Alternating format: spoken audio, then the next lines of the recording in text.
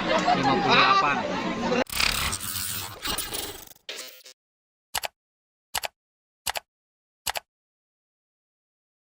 Mengabdi untuk negeri menjadi garda terdepan menghadapi COVID-19, sebuah tanggung. Kami butuh keberanian, ketabahan, dan kekuatan.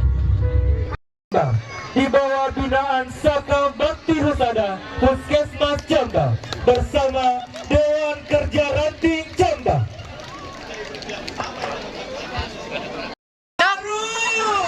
Dok, hari ini ada kegiatan apa, Dok? Kegiatan hari ini adalah upacara peringatan Hari Kesehatan ke-58 tahun 2022. Jadi rangkaian acaranya adalah ada dua jenis kegiatan.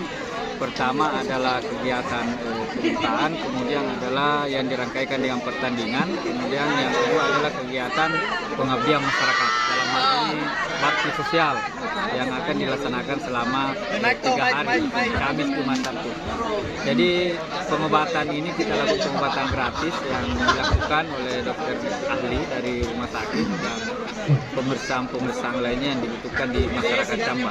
Intinya AKM ini kita tempatkan di kecamatan secara bergilir supaya masing-masing kecamatan ini mendapatkan khususnya di dalam mendapatkan pengobatan gratis dari tim kesehatan dari Rumah Sakit Dodi Puskesmas.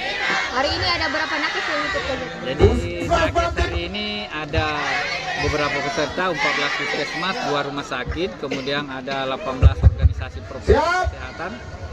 Jadi kurang lebih 1.000 jumlahnya. Dok, untuk perlombaannya sendiri apa saja yang Jadi dilakukan? perlombaan yang hari ini ada 2, ada olahraga dan ada kesenian.